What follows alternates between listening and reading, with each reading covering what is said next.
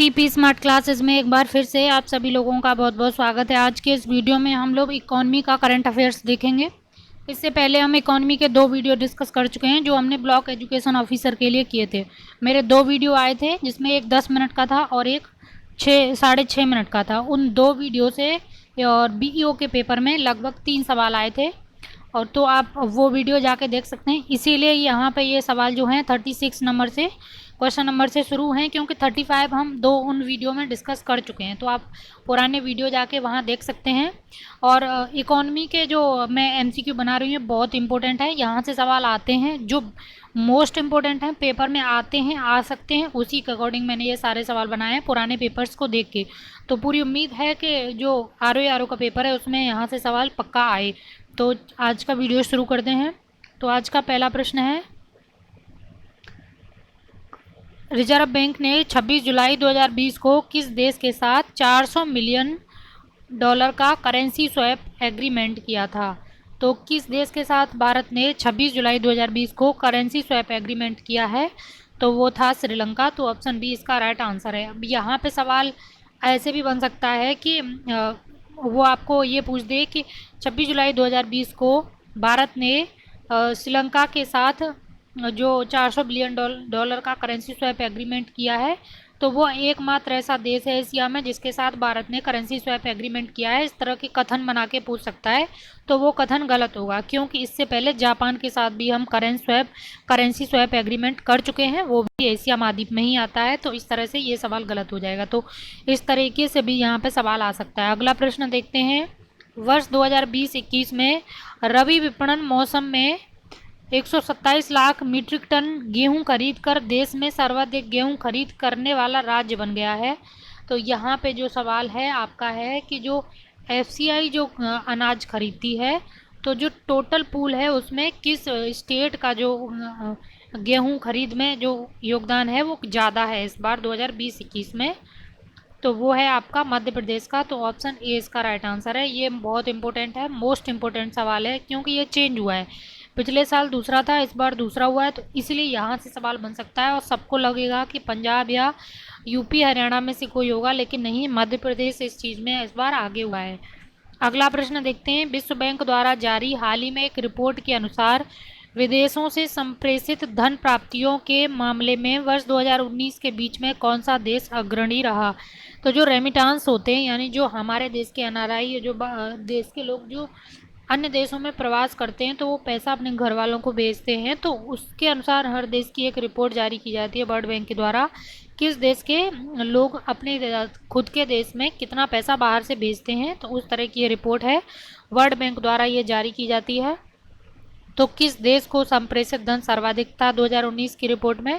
तो option B इसका right answer है, चाइना। सॉरी, ऑप्शन बी इसका राइट आंसर है, भारत। भारत इसमें अग्रणी रहा है इस बार। अगले प्रश्न की तरफ चलते हैं, बैंकों के विलय के बाद देश में वर्तमान में सार्वजनिक क्षेत्र के कुल कितने बैंक हैं? तो पब्लिक सेक्टर बैंक जो वर्तमान में कितने हैं वो आपको बताना है। तो वर्तमान में कई सारी बैंकों के विलय के बाद, पिछले साल कई सारी बैंकों का विलय हुआ, तो उस सब विलय के बाद में जो बैंकों की संख्या पब्लिक सेक्टर में बची है वो है 12। तो ऑप्शन ए इसका राइट आंसर है, वर्तमान में 12 पब्लिक सेक्टर बैंक हैं। अगला प्रश्न है, वित्तीय वर्ष 2018-19 में केंद्र सरकार के किस उपक्रम ने सर्वाधिक लाभ अर्जित किया? यानी जो पब्लिक सेक्टर अंडरटेकिंग्स के नाम जो दिए हैं उनमें से किसने 2018-19 में सर्वाधिक लाभ अर्जित किया है? तो वो कौन सी कंपनी है? तो वो है ओएनजीसी। ऑप्शन ए इसका राइट आंसर है, पूछा जा सकता है ये। अगला प्रश्न है, हाल ही में सार्वजनिक क्षेत्र की किस कंपनी को महारत्न कंपनी का दर्जा प्रदान किया गया? वेरी इंपॉर्टेंट है ये, क्योंकि महारत्न कंपनी का दर्जा प्रदान किया गया है सार्वजनिक क्षेत्र की कंपनी को।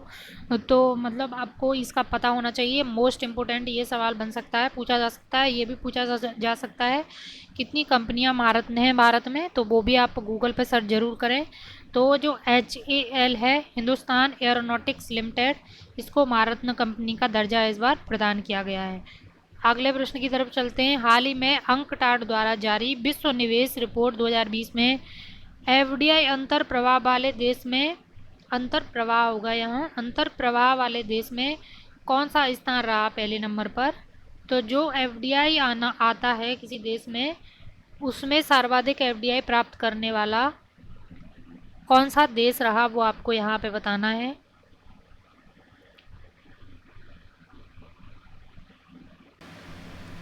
तो यहाँ राइट आंसर है आपका भारत का स्थान यहाँ पे रहा है 9वां।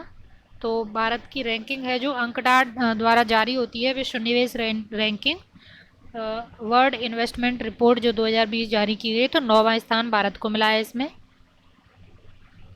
और भारत में जो एफडीआई सर्वाधिक किस देश से आता है, तो भारत में जो एफडीआई है सर्वाधिक आता है सिंगापुर से। तो ये करंट डाटा है। अगला प्रश्न है, आईटी क्षेत्र की किस प्रमुख भारतीय कंपनी ने हाल ही में इजराइल में पहला पूरी तरह से डिजिटल बैंक लॉन्च करने की घोषणा की है? ये सवाल आ सकता है, इस टाइप का सवाल पूछे जाते हैं पीसीएस में, ये सवाल बहुत इंपॉर्टेंट है।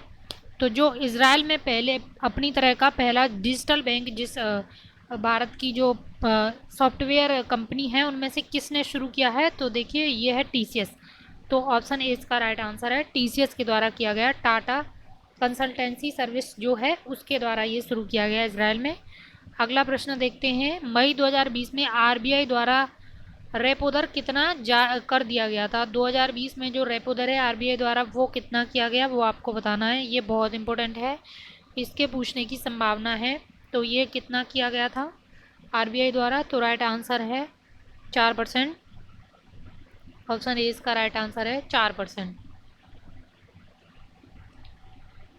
अगला प्रश्न है, जून 2020 में 150 बिलियन डॉलर वाली भारत की पहली कंपनी बन गई है। मोस्ट इम्पोर्टेंट सवाल लग रहा है ये मुझे, बहुत इम्पोर्टेंट है। जैसा कि मैंने कहा, जो मोस्ट इम्पोर्टेंट फैक्ट हैं, जो मोस्ट इम्पोर्टेंट इकोनॉमी के डाटा है, वही मैंने यहाँ पे लिया है। और मेरे पिछले 16 मिनट के वीडियो में आपके 3 सवाल मिले थे, तो उम्मीद है कि समीक्षा अधिकारी में यहाँ से पक्का सवाल आएगा। तो इसका राइट आंसर है रिलायंस इंडस्ट्री लिमिटेड द्वारा 150 बिलियन डॉलर की कुल कंपनी, भारत की पहली ऐसी कंपनी ये बन गई है। तो ऑप्शन ए इसका राइट आंसर है। अगला प्रश्न है, जून 2020 में किस राज्य सरकार द्वारा गौपालन, यहाँ पे होगा गौपालन, गोबर प्रबंधन, पर्यावरण सुरक्षा के लिए गोधन न्याय योजना की शुरुआत की गई है? बहुत इंपॉर्टेंट है, यह है छत्तीसगढ़ द्वारा, जिसमें जो गाय का गोबर है जो उसको खरीदा जाएगा और उसका जो खाद है वो बनाया जाएगा। तो ऑप्शन ए राइट आंसर है इसका। और अगले प्रश्न की तरफ चलते हैं, भारत के परमाणु ऊर्जा आयोग की इकाई परमाणु खनिज निदेशालय के शोधकर्ताओं ने हाल ही में कहां पर लिथियम के भंडारों की खोज की है? तो लिथियम के भंडारों की जो खोज की है कहाँ पे की गई है? मोस्ट इम्पोर्टेंट साइट हो सकती है ये, क्योंकि लिथियम इस टाइम बहुत ज़्यादा चर्चा में रहा है और लिथियम आने वाले समय के लिए बहुत इम्पोर्टेंट जो पदार्थ है वो हो सकता है और है भी। और इसी के डोमिनेंस में चाइना कुछ चीज़ों में बहुत आगे है, इसलिए ये बहुत इंपॉर्टेंट है। तो राइट आंसर इसका हो जाएगा मंड्या, कर्नाटक। ऑप्शन ए इसका राइट आंसर है। अगला प्रश्न देखते हैं, जनवरी 2020 से अपने प्लेटफॉर्म से यूपीआई भुगतान सुविधा प्रदान करने वाला देश का पहला टेलीकॉम ऑपरेटर है। यूपीआई यानी यूनिफाइड पेमेंट इंटरफेस जो शुरू करने वाला भारत का पहला टेलीकॉम ऑपरेटर बना है। तो ध्यान देना, टेलीकॉम ऑपरेटर पूछा है, तो ये है रिलायंस जियो। ऑप्शन ए इसका राइट आंसर है। अगला प्रश्न देखते हैं, विश्व इस्पात संघ द्वारा जारी फरवरी 2020 के प्रस्तुत आंकड़ों के अनुसार भारत किस देश को पीछे छोड़ते हुए चीन के बाद दुनिया का दूसरा सबसे बड़ा उत्पादक बन गया है? तो जो इस्पात में यानी आयरन ओर में सर्वाधिक दूसरे नंबर का उत्पादक जो देश बन गया है वो कौन सा है? ये बहुत इंपॉर्टेंट है, तो ये है भारत।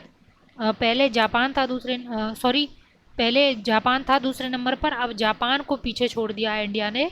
तो यहाँ सवाल में पूछा है किस देश को पीछे छोड़ते हुए, तो जापान को पीछे छोड़ते हुए भारत दूसरे नंबर का बन गया है। अब सही डाटा ये हो गया, चीन पहले नंबर पर है, भारत दूसरे नंबर पर है और जापान तीसरे नंबर पर है।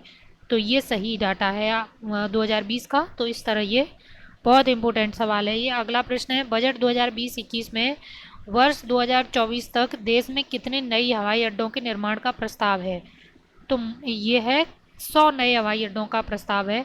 तो यहाँ से 2 सवाल बन सकते हैं, मतलब पूछा, ऐसे जो मैंने बनाया है ऐसे पूछा जा सकता है, और ऐसे भी पूछा जा सकता है 2020-21 के बजट में 100 नए हवाई अड्डों के निर्माण का प्रस्ताव रखा गया है, तो वो डेडलाइन कब तक है, तो वो डेडलाइन है 2024 तक।